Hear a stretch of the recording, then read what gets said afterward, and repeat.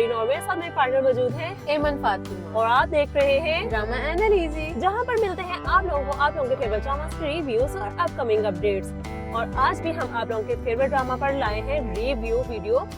वो कौन सी है, कौन से ड्रामा पे हम बात करने वाले हैं? हम बात करेंगे इश्क मुर्शिद पे। लेकिन सबसे पहले मैं आपको ये बताती जाऊँ, हमें देख के आप थोड़ा सा चौंक ना जाइएगा, क्योंकि हम कर रहे हैं गाड़ी में आप लोगों के लिए रिव्यूज की रिकॉर्डिंग। हमने कहा कि क्यों ना हम निकल के थोड़ा सा स्टूडियो से कुछ आप लोगों को नए नए बैकग्राउंड में रिव्यूज दें। और नए नए बैकग्राउंड इंट्रोड्यूस करवाने का एक और मकसद था, रमजान मुबारक का महीना शुरू होने वाला है, तो हम थोड़ा सा हो गए हैं बिजी। आप लोग भी बहुत बिजी हैं और हम लोग भी बहुत बिजी हो गए हैं, तो इसलिए हमने सोचा कि हम डिफरेंट बैकग्राउंड्स भी आपको दिखाएं, थोड़ा चेंज भी हो जाएगा और हमारी रिकॉर्डिंग्स भी हो जाएंगी। क्योंकि रमजान में जो है हमारे ऑफिस के टाइमिंग्स में भी चेंज हुआ है, तो उस वजह से हमारी भागदौड़ अपनी लगी हुई है। लेकिन हमने आप लोगों को नहीं पीछे छोड़ा, हमने आप लोगों को कंसीडर करते हुए अपने रिव्यू जो है टाइम पे रिकॉर्ड कर रहे हैं।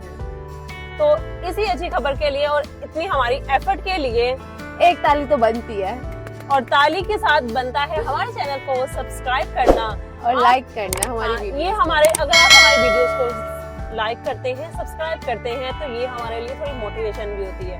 तो जो भी देख रहे हैं तो काइंडली हमारे चैनल को सब्सक्राइब करें और इस वीडियो को लाइक करें। अब हम आ जाते हैं अपने ड्रामा सीरियल की तरफ। हम रिव्यू देंगे इश्क मुर्शिद की, और सबसे पहले तो हम बात करेंगे ऑब्वियसली अपने मेन कैरेक्टर्स के बारे में, और वो मेन कैरेक्टर्स हैं बिलाल अब्बास और दुर्रे फिशा। जी हाँ, बिलाल अब्बास और दुर्रे फिशा। हाय बेचारे, लेकिन हम उसकी बहन के पास वो जाती है और हमने आप लोगों को बताया था कि उसकी बहन जो होगी वो उसको सपोर्ट करेगी, फजल बख्श को, और बताएगी कि किस तरह से उसने हमारी मदद की है और हमारी बहुत सारी मुश्किलात को, जो मुश्किलात थी उसके वजह से वो सॉल्व हुई हैं। तो यहाँ पे वो उसकी बहन भी यही बताती है अपने वालिद साहब को कि बाबा कहीं इस बार आप तो नहीं गलती कर रहे, जबकि उसके बाबा उसको आगे से जॉब में कहते हैं कि बेटा तुम अभी दो तुम्हारे दिन हुए शादी को और तुम इतनी बड़ी हो चुकी हो, तुम जाओ। इंसल्टिंग था, ऐसे अपनी बेटी को कह देना कि तुम जाओ। हाँ, क्योंकि बाप को वो फील हो रही है कि उसकी जिससे वो इतना ज्यादा प्यार करता है, जिस बेटी से इतना प्यार करता है, वो उससे थोड़ा सा दूर हो गई है। तो छोटी बेटी की आई शामत, क्योंकि एज यूजुअल आपको हमारी सोसाइटी का पता है, हमेशा पिसता कौन है, छोटी औलाद या छोटा बहन भाई। बिल्कुल ऐसा ही है, लेकिन उसकी जो फादर की थी वो बनती उससे वैसे भी थोड़ी कम थी और बड़ी बेटी से ज्यादा बनती थी, और जो उसने बड़ी बेटी ने किया है ऑब्वियसली उससे तो इतना रिएक्शन तो बनता है। लेकिन उसकी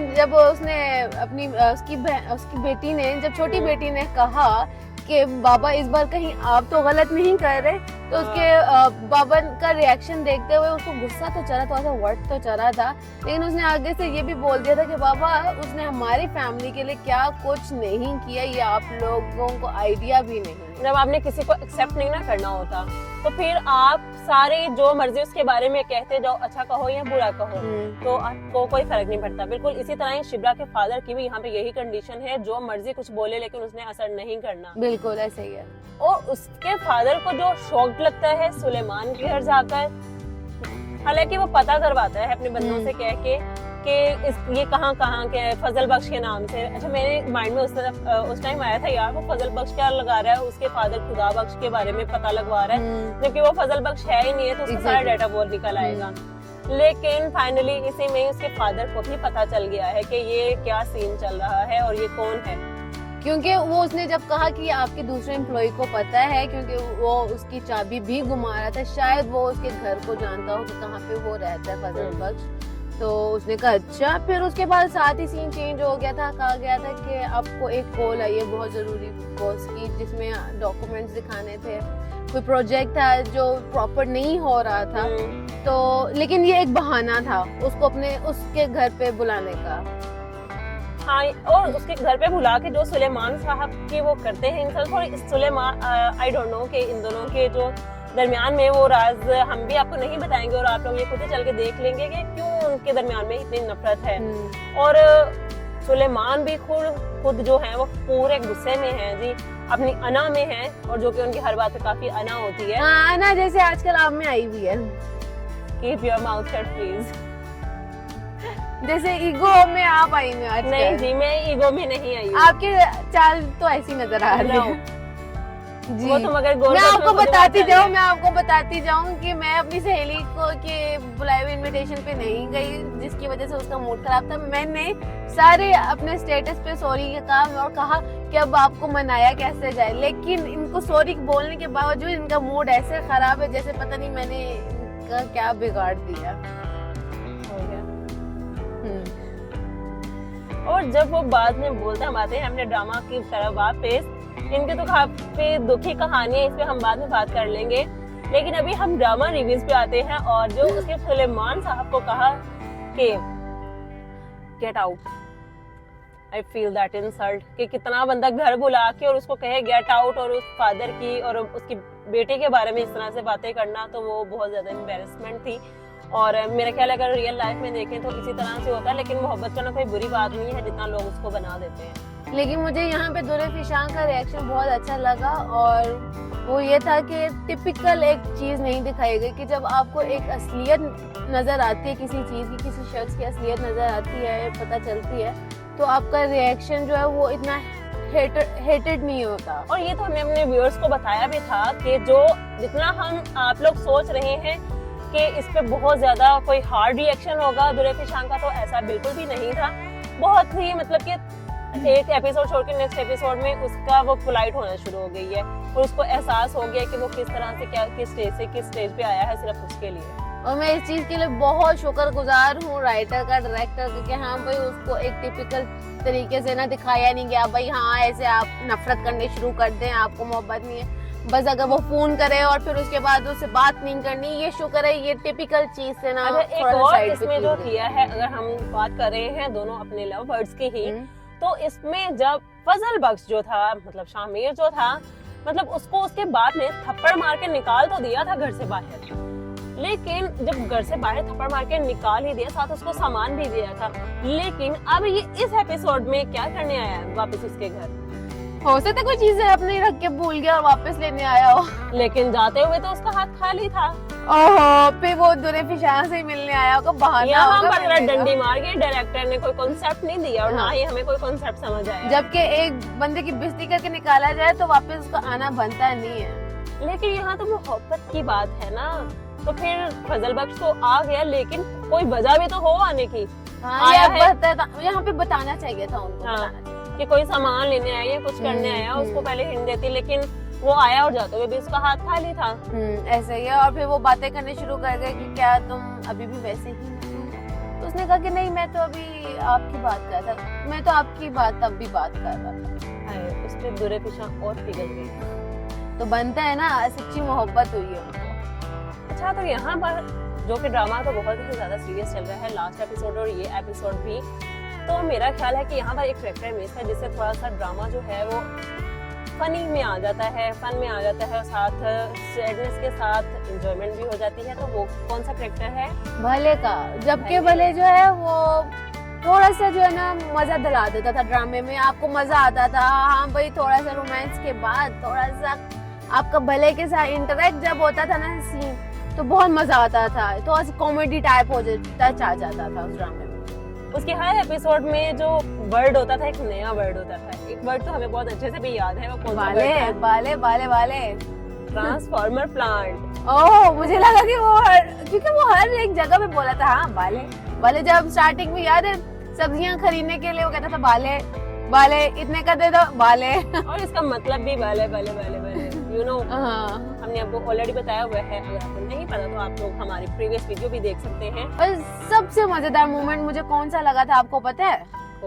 इस ड्रामे में जब बिलाल अब्बास ने अपनी एक छोटी बहन के सर के ऊपर हाथ रखा था, जब उसको पेपर्स पकड़ाए थे कि ये लो जो है सरकारी नौकरी तुम्हारे शोहर के लिए लेके आया हूँ, तो तुम ये रख लो। तो उसने कहा कि आप इतना सब कुछ कर रहे हैं, और फिर उसके बाद वो हाथ सर पे रख के गया। मुझे वो सीन बहुत अच्छा लगा कि कैसे अपना भाई और बहन वाला उसने सीन क्रिएट हुआ, जबकि असल बहन भाई नहीं है, लेकिन यानी कि असल बहन भाई से मुराद के हाँ असल भाई बहन भाइयों से भी बढ़ के है, उसने इसमें काम प्यार किया दिखाया जाता है, क्योंकि कोई रियल लाइफ में भी अपनी बहनों के लिए इस तरह से नहीं करता जिस तरह से बिलाल अब्बास और इनका रिश्ता दिखाया गया है।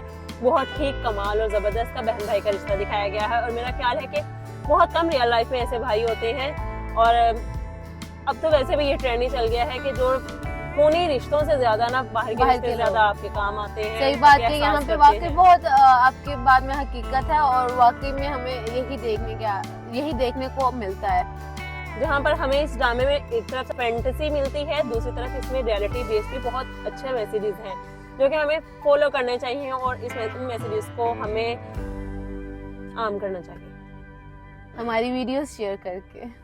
अब हम बात कर लेते हैं एपिसोड नंबर 24 के प्रोमो के बारे में। जी, तो उसमें आखिरकार हमें भले नजर आ ही गया, जिसको हम काफी ज्यादा मिस कर रहे थे और आप लोग भी मिस कर रहे थे, तो भले ने आकर इस नेक्स्ट एपिसोड में जान अपनी डाल ही दी है। और यहाँ पर फाइनली अगर हम अपनी लव बर्ड्स की बात करें तो वो भी है मिलने वाले। इसकी 2 या 3 एपिसोड आप लोगों को और देखने के लिए मिलेंगी। इसके बाद होने वाली है इसकी जल्द ही लास्ट एपिसोड भी, लेकिन उनका प्यार अभी भी उजागर है। और जिस तरह दुल्हन कहती है कि हाँ भाई, अभी मुझे तो अपना पता नहीं है बाबा जान, मुझे तो सिर्फ फिक्र खाई जा रही है। तो किसकी? सिर्फ शामिर की फिक्र खाई जा रही है, क्योंकि मैं जिंदा रहूं या ना रहूं लेकिन शामिर मर जाएगा बाबा। लेकिन यहाँ पर बिल्कुल ही सही कहा है, शामिर वाकई ही उसकी जो कंडीशन है और ये जो टाइम पीरियड काफी ज्यादा गुजर चुका है, और मुझे अंदाजा हो सकता है। और मुझे उसको देख के ऐसा लग रहा है कि वो और जो वो प्राइम मिनिस्टर बनने फ्यूचर प्राइम मिनिस्टर बनने जा रहा था, मुझे नहीं लगता कि वो उस चीज को संभाल पाएगा, क्योंकि वो अब हर सीन में खोया सा रहने शुरू हो गया। और प्राइम मिनिस्टर बन के तो इंसान खोया नहीं ना रह सकता, उसको अपने काम को फोकस से करना होता है। तो ये अगर ड्रामा सीरियल की बात की जाए, इश्क मुर्शद, ये जल्द ही खत्म होने वाला है और बहुत ही स्मूथली एंड हो रहा है और डिफरेंट एंड हो रहा है, जो कि मुझे बिल्कुल पसंद नहीं आ रहा। मुझे देख कर मजा आ रहा था, ड्रामा देख के मजा आ रहा था। लेकिन हाँ, ड्रामे ने खत्म भी तो होना है ना, सदा स्टार प्लस का ड्रामा तो है नहीं जिसके 300-400 एपिसोड हो जाए। ऐसे ही है, सास बहू वाली तो कहानी है नहीं है। और ये पाकिस्तानी ड्रामाज हैं उनकी तो कोई 30 या 35 तक जाती है मैक्सिमम। हाँ, लेकिन इससे ज्यादा नहीं होती, 30 से कम भी हो सकती है। लेकिन मुझे लग रहा है कि इस ड्रामा सीरियल की एपिसोड जो है वो कम ही होंगे, क्योंकि अभी 24 आ गई है, तो काफी संगीन मामला चल रहे हैं और इसके 2-3 एपिसोड में ही इसका लास्ट हो जाएगा। जिस तरह से वो एक टाइमली पीरियड गुजर चुका है, सबको अलग अलग दिखा दिया गया है और अब वो अपने बाबा से उसके लिए स्टैंड भी ले लेती है। लेकिन अगर आप इस ड्रामे को मिस करेंगे तो डोंट यू वरी, रमजान में एक और ड्रामा आ रहा है जो कि 7th का एंटरटेनमेंट का है, यानी कि जियो का। तो उस ड्रामे को आप लाजमी देखिएगा, उसको देख के भी लगता है कि वो ड्रामा बहुत मजे का होगा। और वो ड्रामा आगा अली खान का है। और जो कि ये ड्रामा सीरियल खत्म हो रहा है, इश्क मुर्शद हम फिल्म का ड्रामा है, तो एक और ड्रामा सीरियल भी हम पे आ रहा है इसकी जगह, और वो भी मुझे बहुत ही जबरदस्त लगा है, वेरी फिल्मी। यस, और वो भी बहुत हिट जाने वाला है क्योंकि उसमें है सारे सीन्स वेरी फिल्मी और उसमें वो थोड़ा एंटरटेनमेंट है और हमारी आवाम को इतने स्ट्रेस माहौल में एंटरटेनमेंट चाहिए, और उसमें वो ड्रामा फुल ऑफ एंटरटेनमेंट है। और हम जल्द लाएंगे आप लोगों के साथ उन ड्रामास के रिव्यूज और बताएंगे आप लोगों को अपकमिंग अपडेट्स। मिलते हैं हम आप लोगों को अगली वीडियो में, तब तक के लिए हम दोनों को इजाजत दीजिए। अल्लाह हाफिज।